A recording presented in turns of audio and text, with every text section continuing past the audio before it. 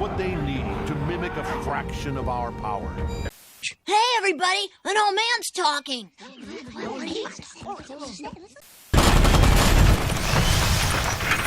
Have you played Warhammer since the assault on Black Reach? Do you find Contemptors, Leviathans, and Deredeo Dreadnoughts a little too pushed for your liking? And do you want to play on hard mode? Well, if you haven't read the title of the video yet, I want to introduce you to the patrician's choice of Dreadnoughts. The OG, not you, the real boomer choice of Dreadnoughts. Because they really did make them better in my day. And I'm gonna prove it. My name is Mechanid. Let's get started. The Castraferrum Dreadnought. The lore. The Castraferrum Dreadnought was first introduced to the game way back in the Rogue Trader days, though far from the form we know it today, alongside the first versions of the Deredeo and the Contemptor patterns, making it older than many people who watch my channel. Over the years, it has morphed into the walking brick that we know and love. Much like rings in a tree, you can see how both the game and the lore has grown and changed just as the Castraferrum pattern has. It's been there since the days of Orc and Eldar dreads, before those cousins became Killer Cans and Wraith Lords respectively. From being cast in metal to modern day plastic, the venerable box Dreadnought has been with us through the additions, art style changes, and even full-scale production methods. In the lore, the Castraferrum Dreadnoughts are one of several patterns of dreads, walking coffins into which wounded Space Marine veterans are interred at the point of death, letting them serve again as walking tanks on the battlefield and honoured elders in council, held in amniotic tanks, limbless, blind, half-dead superhumans, kept alive by the armoured shell that is both their tomb and life support, through which they can see and fight again. Both an honour and a terrible fate, something so emblematic of the grim dark future we find ourselves in. While other patterns of dreadnoughts were far more common during the Great Crusade and the Heresy, notably the Contemptor pattern and the gigantic Leviathan pattern, and while not compatible with the more exotic weapons of the other patterns, the Castraferrum pattern is much more cost effective to run, needing far less expertise and materials to maintain. Because of this, after the Heresy, the Castraferrum went on to become the mainstay dreadnought of the Astartes, being adapted into many different loadouts seen by the chapters that succeeded the legions. During the Crusade and the later years of the Heresy, these older patterns were mostly held back on reserve duty or deployed in the cramped confines of spaceships or the Zone Mortalis, where its more compact box dread form was more suitable to those environments. At the turn of the Heresy, in those most dire times, these dreadnoughts were called to the front lines to serve again. Now onto the stats and special rules. Quick aside, the rules for these dreadnoughts are in the Legacies PDF. I've left a link in the source section of the description. The stats. Movement 6, Weapon Skill and Ballistic Skill 5, Strength 6, Toughness 6, Wounds 5, Initiative 2, oof, Attacks 3, and Leadership 9 with a 2-up save. Weaker on average than the other dreads, but still an absolute brick of a unit. Toughness 6 means you're immune to instant death from high-strength weapons outside of Titan-grade weaponry. And 5 wounds gives you a lot of breathing room against any non-brutal or non-exoshock hits. Base Weapon Skill and Ballistic Skill 5 gives you a great combat platform, but with only Movement 6, this means that you are slower than most common infantry and other walkers. The special rules. Dreadnought Talon. You can take multiple dreadnoughts in one elite slot up to a max of 3, which is called a Dreadnought Talon. When a group of dreadnoughts are deployed, all models must be deployed within coherency, but after deploying, these units operate independently and are not treated as a unit, instead as, say, 3 individual units for scoring and combat purposes. Heavy. Like Leviathan Dreadnoughts, the Castraferrum Dreadnought is heavy. This is a unit subtype that confers a number of additional rules. A unit that only includes models with a heavy subtype can reroll all failed armor saves against template and blast weapons. A unit that includes all models with a heavy subtype can't run, and when making movement reactions, reduce the distance it moves by 1. This just doubles down on the Dreadnought's innate characteristics. It's a bit tankier and a bit more resistant to blast weapons, but it's much slower and less quick to react. The Dreadnought unit type. As a Dreadnought, you get a bunch of special rules inherent to your unit type. Successful wounds caused by the poisoned and fleshbane attacks must be re-rolled against you. While they're likely to score again, this just means that there's another hurdle for attackers and increases your durability. You gain Fearless. Another thing to make you even harder to shift, you can't be caught in sweeping advances or be forced to flee off the board. This also means you're going to be immune to any leadership modification shenanigans, so the Night Lord's going to have an even tougher time against you. You can fire all your weapons as part of a reaction, which means that any Overwatch or Interceptor reactions from you are going to be mean as hell, especially if you're rocking plasma cannons or las cannons. You can move and fire all heavy and ordnance weapons as though you stood still. No snapshots for you, you get to shoot a ballistic skill 5 all the time, baby. No model that is not a Dreadnought can join a unit of Dreadnoughts. This is, hilariously, the one downside rule. Basically means you can't stick a character to a Dreadnought and then just catch all the wounds on the Dreadnought's profile. Not really a downside, but it is worth mentioning. The Ferromatic Deflector. An older, worse version of the Atomatic Deflector found on the Contempt Dreadnoughts. It grants you a 5-up invulnerable save, and if you would take an instant death wound, you instead lose a flat 3 wounds instead of just straight up dying. A strict downside from the Contempt Dread, which lets you only lose D3 wounds instead for a chance to get away with just 1 wound being lost. Now, the Ferromatic Deflector still means that you can comfortably take at least 1 instant death hit, but with only 5 wounds, the follow-up hit is going to be fatal. Still, this gives the less tough Castor Dread some protection against being flattened by a single strike. Also, when you die, you explode with a Strength 6 AP- hit, which blasts everything, friend and foe alike, in a D6 radius when you die, so watch out for that. All this goes to say that Dreadnoughts are just inherently strong, having counters to morale weaknesses and bonuses to reactions and getting around the limitations of heavy weapons. This means that Dreadnoughts just don't have the same weaknesses that other units have. They are quite literally built different. Now onto the pros and cons. Sometimes may be good, sometimes may be shit. The pros. Cheap. Both in points as opposed to other Dreadnoughts and money on the second-hand market. Castraferrum Dreads can save you some points that the other Dreadnoughts would have gobbled up. Flexible. Swapping in and out weapons with ease make Dreadnoughts very flexible, from melee monsters to fire support anchors, and since you can take them in Zone Mortalis, this lets you fill up a niche as a problem solver, especially when tackling 2+ armor Thunderhammer carriers. Dreadnought. This is a pro in of itself. As a Dreadnought, you can't have your weapons destroyed and you don't have a degrading profile. No matter how damaged the Dread is, as long as it has 1 or more wounds, it still fights at full effectiveness. Compare a Dreadnought which has lost 3 wounds to a squad which has suffered 3 wounds. The squad will still have lost soldiers and in turn lost models which can deal damage, carry weapons, deal out attacks, and so on and so on. The Dreadnought is still kicking at full power. Talons. The fact that multiple Dreadnoughts share a slot in army building and then split up into multiple units on the battlefield gives you the best of both worlds. You can save space in the crowded elite section of your army list while also getting maximum coverage on the battlefield, and also not being vulnerable to damage spillover, like a squadron of tanks would be. This gives you extra flexibility and durability, all while not taking up any extra space. Easy access to Weapon Skill 5 Brutal 3. Like Contemptors and Leviathans, Castraferrum Dreads have easy access to the Gravis Power Fists, and that crazy good profile and their Weapon Skill 5 makes them a daunting foe to take on in melee, especially as Castraferrum Dreads are substantially cheaper than the bigger, flashier Dreadnoughts. Free rules. As part of the Legacies PDF, you can get the rules for the Castraferrum Dreadnoughts for free, which in this age of nickel and dime is always a plus. It's not all upsides, there are some cons.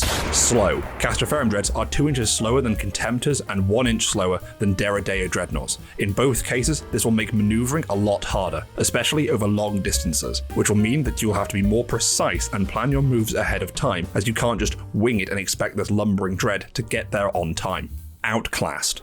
Castraferrum Dreads are middleweights in a heavyweight division. They will get outshot by Deradea Dreadnoughts and outfought by Contemptors and Leviathans. Be under no illusions that these Dreadnoughts are pound for pound less dangerous than other Dreads. This is why you're playing on hard mode by using these guys, especially when you're going up against the former.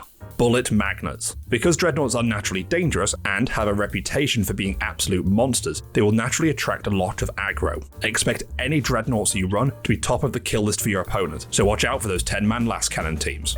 Brittle. While Castraferrum Dreadnoughts are still tough, with 5 wounds and a 2-up save and a 5-up invulnerable save, compared to other Dreadnoughts, they have less wounds and lower toughness. As such, they will tend to survive the storm against low strength attacks, but will snap when proper damage is applied. They won't bend, they'll break. Legacies unit. It's a Legacies PDF unit. That means it's unlikely to see any more love or attention. This is what you get, and it's unlikely to change. Now, this can be a pro if you like the way they are, but if you're hoping for more, you're out of luck. It's very unlikely that you're going to see any specific rites of war or characters or anything in particular that references this unit. Wargear. The weapons. Castraferrum Dreadnoughts come stock with a Gravis Bolt Cannon and a Gravis Power Fist with a built-in Combi Bolter for free. You can swap either arm weapon for one of the following. Gravis Bolt Cannon, free. 48 inches, strength 5, AP 4, heavy 6, and twin linked. Makes for a respectable profile. A ballistic skill 5 and twin linked, it means you'll land pretty much all of your shots most of the time. And with strength 5, it lets you push through wounding most targets, from light infantry auxiliar to heavy infantry space marines. But with AP 5, it's unlikely to get many kills. Maybe you could double stack this for a light infantry killer, but other than that, I would always swap this out. You get one of these stock. Gravis Auto Cannon, 15 points. At 48 inches, strength 7, AP 4, heavy 3, rending, and twin linked, it's pretty much a straight upgrade over the bolt cannon in all regards but volume of fire. This gun lets you put holes in heavy infantry like space marines, and even hurt light to medium vehicles. Far from the flashiest weapon, but with twin linked it's reliable, and as long as you don't go after hard targets like Terminators or Land Raiders, you should be fine. Bit on the expensive side though, at 15 points. The Gravis Missile Launcher, the versatile choice. 48-inch range with a pair of profiles, either a frag missile with strength 4 AP 6 pinning large blast, or a strength 8 AP 3 heavy 2 crack missile. Giving you two profiles, one for infantry shredding and one for armor busting, gives you flexibility, even if the crack missile is better at taking out infantry like space marines. This is a fine workhorse weapon. Unless you're dropping that big frag missile template on humans, you'll find that only taking out 2 space marines a turn is a bit lackluster, especially for a dreadnought. Also, that AP3 hurts when it runs into Artificer Armor Sergeants, who can just catch those missiles in the teeth and not feel it. Not bad, but I'd recommend something more powerful for a dreadnought. The Flamestorm Cannon, 15 points. Everything gets grilled! Easily the coolest ranged weapon that you have at your disposal. This massive flamethrower gives you a strength 6, AP 4, heavy 1, 18-inch torrent. Torrent is a great rule, which lets you position the flamer template anywhere within range, provided that the narrow end is closer to the shooting model than the wide end is. And with 18-inch range, this gives the Flamestorm Cannon crazy range for a flamethrower. However, despite how cool it is and the fact that you're wounding Space Marines on 2s, that AP4 is gonna let you down. I'd pass unless you get extra buffs for flamers or you just really want to make a trench sweeper. The Gravis Plasma Cannon, 20 points. 36-inch range, but strength 7 at AP 4, heavy 1 large blast, and breaching 4+. This gives you a meaty pie plate, which can make whole groups of Space Marines just vanish. While it won't instant death them, that large blast can reliably tag 5 or more guys in a squad, and with a couple of 4-ups, that can turn into a nice big chunk of AP 2 hits. The Gets Hot roll can screw you over, but if you want decent range for killing Space Marines, go with a Gravis Plasma Cannon. The Multi-Melter, 20 points. Hard pass. While other weapons like the Plasma Cannon and Las Cannons get cool upgrades to their Gravis counterparts, the Multi-Melter gets left behind. Don't get me wrong, it's still a 24-inch strength 8 AP1 twin-linked armorbane shot, but when compared to the last range weapon, I'd be hard-pressed to recommend it. Pass on this one. The Gravis Las Cannon, 20 points. At 48-inch range, strength 9, AP 2, heavy 2, and sunder, for the same cost as the Multi-Melter, the Las Cannon is everything it is, but better. The extra flexibility of having twice the range lets the Las Cannon tag targets the Multi-Melter can only dream of hitting, and the reroll to armor penetration from Sunder is always on, unlike the Armorbane that needs to get up close. While the Multi-Melter has the edge inside of 12 inches, which is the sweet spot for a Dreadnought, so if you're deploying the Dreadnought via a drop pod or other means, then maybe you can make the Multi-Melter work, but the Las Cannon has double the range and double the shots for the same price. If you're gonna go Melter, you're better off grabbing a Las Cannon instead. Melee weapons. Just like the ranged weapons, you can swap one or both of your arm weapons out for one of these melee weapons, letting you mix and match. Note that if you take 2 melee weapons, you get an extra +1 attack, going from 3 to 4, which is nice. Gravis Chain Fist with a built-in combi bolter. For 10 points, you can get a meaty Strength 10 AP2 Armorbane Murderous Strike 5+ hit. You'll see the best return when cracking tanks, but sadly, the Chain Fist is overshadowed by the next weapon, which is completely free. The Gravis Power Fist with built-in combi bolter. I've saved this one for last because, damn! If you could point to one weapon this edition that makes a unit strong, it's this one. Just look at that profile. Strength 9, AP 2, Brutal 3, ow! With this, you will flatten most targets you fight, especially ones with a wound profile, where the Brutal will come in extra handy. Combined with Weapon Skill 5 makes any Dreadnought rocking even one of these bad boys a daunting prospect to take on in melee, even against things like Primarchs. Because you can take 2 of these for free, a completely bare-bones Dreadnought with 2 of these is a dangerous little murder brig, walking about the battlefield. Not to mention the fact that this weapon is also free, which makes taking 2 super easy, barely an inconvenience.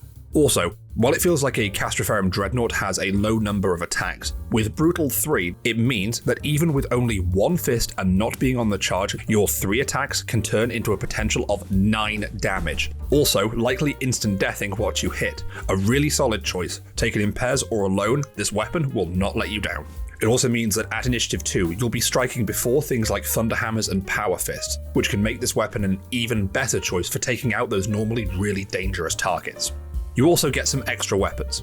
The Havoc Launcher, plus 10 points. A roof-mounted rocket launcher. For 10 points, you effectively are getting a heavy bolter with blast and 1 less AP. As much as I like the look and feel of these things, against Marines you're unlikely to get many kills. I'd pass. The Havoc Launcher can be taken as an extra, so it doesn't take up any arm slots, but can't be taken alongside a searchlight or helical targeting array. More on them later. Also, any combi bolter in a Gravis Power Fist can be swapped out for a heavy flamer for 5 points or a melter gun for 15. I'd mostly pass on both of these. The heavy flamer doesn't hit hard enough to be worth even the 5 points, unless you're up against militia or have ways to further upgrade a flamethrower. And the melter gun is too expensive for a single shot, and at 12 inches it means you've got a Dreadnought Power Fist, and so at that range I'd just say charge in and just fuck them up that way. Armor. You can't take any armor upgrades. It would be nice if we could get extra armor plating, maybe another wound or a point of toughness, and make these dreadnoughts into ironclads, or maybe get an iron halo and a 4-up invulnerable save and make for venerable dreadnoughts. It need balancing, but I'd like that a lot. Come on GW, let's give the OG Dread some more love. Upgrades. Searchlights. Castraferrums are the only dreadnought that can take searchlights. Searchlights are great, and they let you ignore the range limitations for night fighting, lighting up a target at the cost of illuminating yourself, letting other enemy units bypass the range limitations for night fighting themselves, provided they shoot at you. I really like searchlights. While they don't let you ignore the -1 ballistic skill modifier imposed by night fighting, dreadnoughts are such durable platforms that you don't have to worry about any return fire, making them a great way to tag targets before you open up with any other units. And for only 5 points, it makes them a great upgrade to allow you to support the rest of your army. This upgrade cannot be taken alongside a Havoc Launcher or a helical targeting array. Speaking of, the helical targeting array, 20 points. Very steep at 20 points, but well worth it. The targeting array requires you to activate it at the start of any of your turns, and it remains active until your next turn. If you're going second, you can opt to have the Dreadnought start with the helical targeting array on. While activated, you get a number of effects. You can't run or make any reactions other than Overwatch or Interceptor reactions. Second, you can choose to gain the Skyfire special rule when making shooting attacks, giving you a bonus to hit enemy flyers. Third, your opponent cannot take damage mitigation rolls using the Shrouded special rule against a unit with a helical targeting array on. Fourth, you get a free Interceptor reaction with this model, but can't go over the 3 reactions per phase. Finally, you can fire all your weapons, not just defensive weapons, when making Interceptor reactions. The helical targeting array is a beastly piece of kit. Now, while you have to remember to activate it and it locks you out of moving, this is fantastic on any gun turret dreadnought. Getting a free Interceptor reaction can make for a defensive anchor, that covers the area around it from deep strikers and enemy flankers, all the while bypassing Shrouded saves, which lets you punish targets that are trying to evade you. Also, getting Skyfire when you want it lets you swat aircraft out of the sky without being tied to only attacking flyers. Overall, this is a really strong piece of kit, but it can get pricey, so I'd say only pop this on one dread, your gunbot, and give the others searchlights. Additional dreadnoughts. You can take up to 2 additional dreadnoughts for 125 points each and kit them out just like the first one. While this option doesn't give you any discounts, it does let you double up on the savings of taking a Castra Dread in the first place over, say, taking multiple Contempt dreadnoughts. Letting you take up to 3 dreadnoughts in a Talon save on hotly contested elite slots in your army list, saving points and space. While taking multiple dreadnoughts in a Talon does come with the added downside of the fact that you are taking multiple dreadnoughts in a Talon and therefore are a bastard, at that point in time you don't really care about having friends. Dedicated transport. Note that you can only take a dedicated transport for a dreadnought if the unit numbers only a single dreadnought. The Dreadnought Drop Pod. Probably one of the coolest things you can do with the Dreadnought, and that's to fastball it straight into the enemy's teeth. For 100 points, you can in practice give your Dreadnought Deep Strike. This can give a slow, lumbering dreadnought a real boost in speed, and one that lets you be extra accurate with your deployment thanks to special rules like the inertial guidance system and the orbital assault vehicle. This upgrade also lets you slot a dreadnought into more lists and rites of war, such as the drop pod assault, so old Boxy here doesn't get left behind. One downside is that this vehicle is not an assault vehicle, which means you can't charge after deploying. So if you want to do a melee distraction build, you're going to need the Legion Dreadclaw drop pod. Much like a regular drop pod, the Dreadclaw was instead meant for ship-to-ship boarding actions, and can even take off after deploying, unlike the single-use drop pods. The Dreadclaw can also use its Heat Blast rule to toast anything it flies over. While 115 points is a bit more expensive than the Dreadnought drop pod and a touch more dollars too, the fact that you can assault out of this makes the Dreadclaw my pick for any distraction Dreadnought, or just any Dreadnought in particular, the Charybdis. For over twice the points of a Dreadclaw, you can take a Charybdis and you get some extra Death Storm missile launchers on top. Yay, I guess. Don't bother with this one. The points cost alone runs completely counter to the budget nature of a Castraferrum. You're spending the cost of nearly 2 more Dreadnoughts on the transport alone. I would skip this one. The Thunderhawk, Stormbird, and Mastodon. Yes, while you can transport Dreadnoughts in a Thunderhawk or a Stormbird or a Mastodon, if you're using any of those models, it's not for a humble Castraferrum Dreadnought. Don't get me wrong, it's cool as hell to see the big boys arrive in style, but when your little Boxnaut takes up as much space as a Leviathan Dreadnought, you've got to look at the space efficiency here. Now, it's really cool if you get a chance to use it, but not an efficient use of your points or money. Tactics, loadouts, and uses. Melee. The Furioso Dreadnought approach. Take a pair of close combat weapons, either double Power Fists or Power Fist and a Chain Fist if you're going against some really hard targets, and that's it. You can splash for melter guns, but I'd recommend against it, as one of the strengths of the Castra Dread is its cheap points cost, so paying 30 points is kind of going against that, especially when those points could be 3 lots of Artificer armor on your sergeants. This loadout is simple, effective, march forwards and smash the crap out of your foes. You want to avoid other Dreadnoughts and go after elite infantry like Terminators, where your initiative 2 will outspeed common armor killers like Thunderhammers and Power Fists. If you want a bit more support, you can slap a searchlight on the roof and help out your ranged units as this guy goes forwards, but that's a luxury. You will still get smacked around by Contempt Dreadnoughts and Leviathans, so be sure to watch out for them, and pick your fights and fight smart. The Gunbot, the Mortis Dreadnought approach. Take a pair of guns and a helical targeting array, either a pair of plasma cannons for heavy infantry killing, or a pair of missile launchers for flexible infantry and light vehicle hunting, or a pair of las cannons to punch holes in tanks and jets. While you can make an argument for autocannons, I'd pass them up, as this is a more expensive loadout, so you might as well ball out and not do things by half. This unit sits in the backfield with its feet dug in, targeting array on, and doing its best Deredeo Dreadnought impression. With no melee weapons, you'll be at the risk of getting mobbed, but with fearsome interceptor and overwatch reactions, your opponent will have to play around that to get to you. This is where I think the Castra Dread is strongest, a cheap, durable, hard-hitting, accurate gun platform that won't flee, won't falter, and can provide cover fire and a backfield anchor. Hybrid, the balanced approach. Take a Power Fist and your choice of ranged weapons. The ranged weapon will dictate much of your playstyle, as it's how you'll be most frequently engaging the enemy. So Flamestorm Cannon for infantry clearing and role-playing as an Ironclad, Autocannon for flexibility, Multi-Melter if you're stupid, Plasma if you're a bastard, or Las Cannon if you want maximum kill for minimum bill. Take a Searchlight, and this lets you support the rest of your army at the same time, marking a target for the rest of the lads to shoot, and to follow Grandad's example. The Distraction Dreadnought Drop Pod. The DDD. This tactic involves chucking a single Dreadnought into a massive Dreadnought drop pod and speedballing it straight at the enemy's teeth. Due to the durability of a Dread, it's likely to survive the drop, and at the low points cost, it means that losing a Castraferrum Dreadnought is a lot less to bear than the large points investment like a Leviathan, which would be my other choice of a Distraction Dread. Take either a hybrid or melee Dreadnought for this role, as it can be a great way to distract your opponents and force them to deal with this angry little murder brick. Or ignore it and get your flank steamrolled by a true Legion geezer. If you're going for an assault dread, make sure you take a drop pod with the assault vehicle rule. Characters. Dreadnoughts can benefit from tech marines like any vehicle would. Getting an extra wound back via the Battlesmith special rule is always good. However, since Dreadnoughts do not suffer from degrading profiles or destroyed weapons, this is much less of an issue, as you'll still be fighting at max efficiency even if you're on 1 wound or 5. Still, it can always be a great way to enhance the durability of a Dreadnought, as your opponent will have to hit it harder to finally crack that nut. A Librarian can always use the Divination power to turn your Dreadnought into a sniper, giving it precision shots, and using a las cannon to snipe an enemy warlord from across the board. However, Dreadnoughts don't really need character support to kick ass. What they need is units like snipers and artillery to take out the tank hunters and other Dreadnoughts that would give them a hard time, so they can in turn do their thing. If you can make space for your Dreadnought to leverage its superior stat line and bully lesser units, you'll have an absolute steamroller on your hands. And this is exactly the case with the Castraferrum Dreadnoughts. Legion considerations. Some legions benefit Dreadnoughts more than others. The Iron Hands. The -1 strength to shooting can help in regards to plasma weapons, which go from wounding you on 3s to wounding you on 4s. And the It Will Not Die, giving back a wound, is really good for Castraferrum Dreadnoughts where every wound counts, especially against weapons that will instant death you.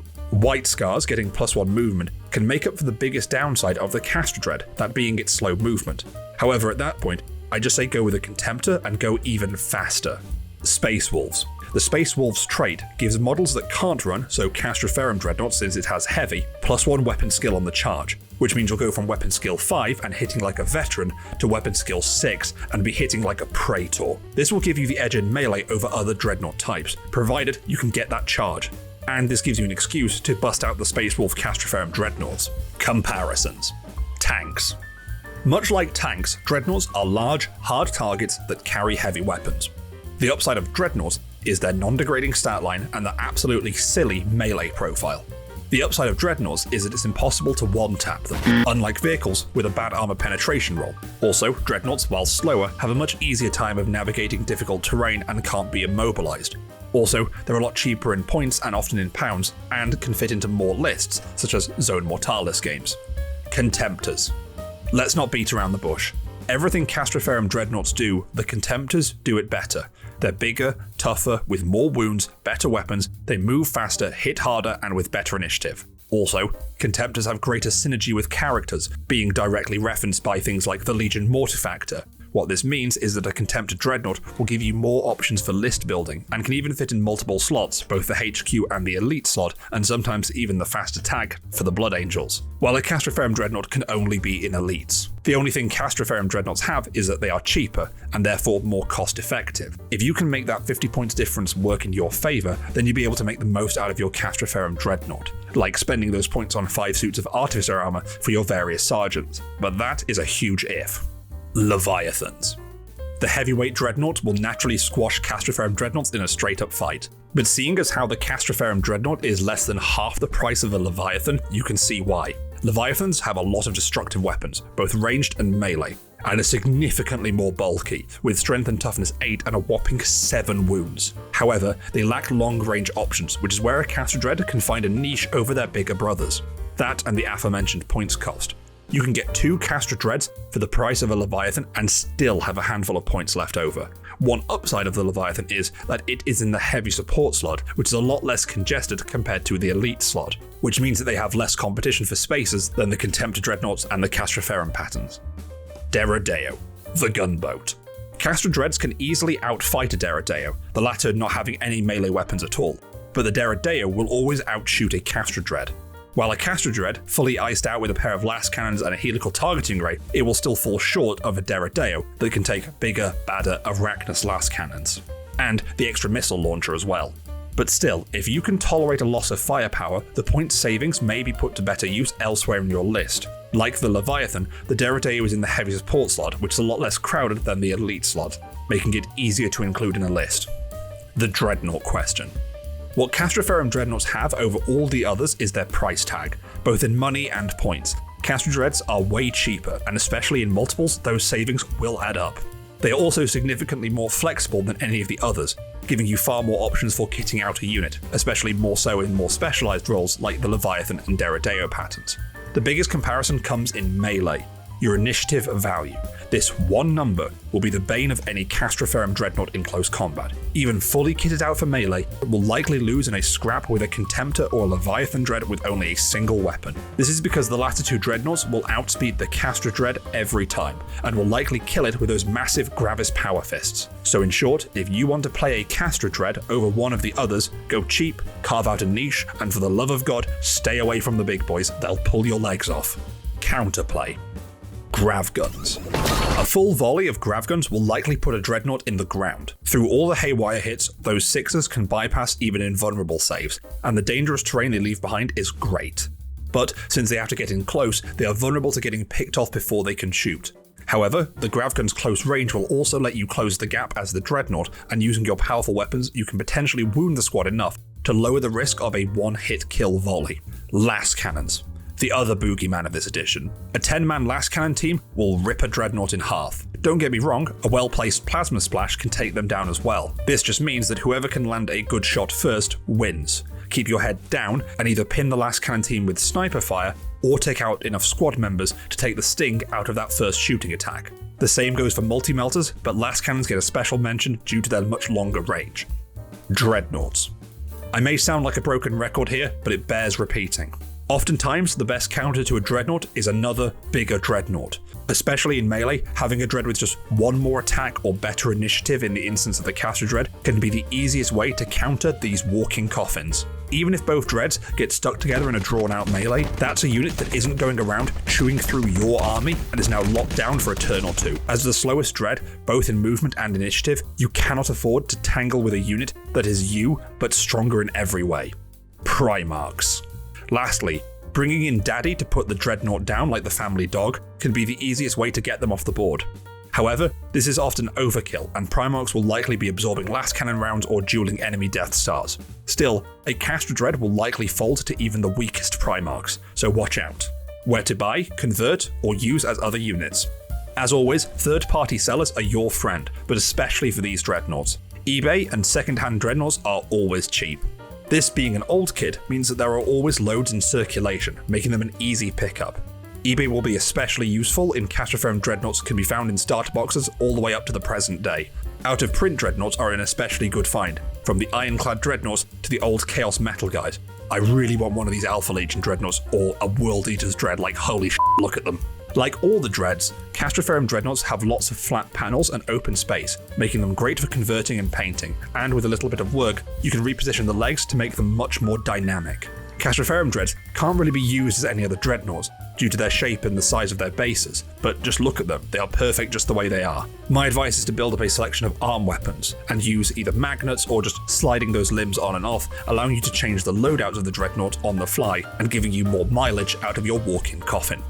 In summary, the Castraferrum Dreadnought is still a viable, sometimes preferable alternative to the newer, flashier patterns. They are more cost-effective, more flexible, and more accessible than the other patterns, and while not packing the same melee effect, can still pack a punch way above their weight in terms of return on your points investment. The Castraferrum Dreadnought is the perfect example of a side grade, trading raw power for a cheaper points deal, and it's up to you as a commander to make those edges work for you. Grandad may have slowed down in recent years, but he can still give these young bucks a run for their money. Convinced? Good. If not, go back to the start and try again, whippersnapper. No! Still here? Good. That means you're smart enough to hear me say, thanks for watching. This video has been a long time coming, and I thank you all for your patience.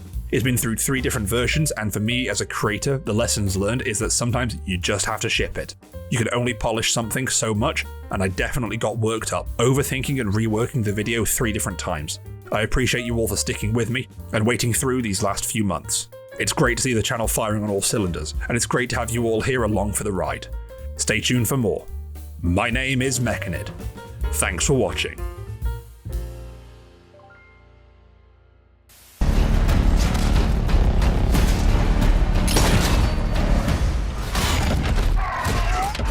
And either use magnets or just sliding them on and off, allowing you to change the loadouts. No!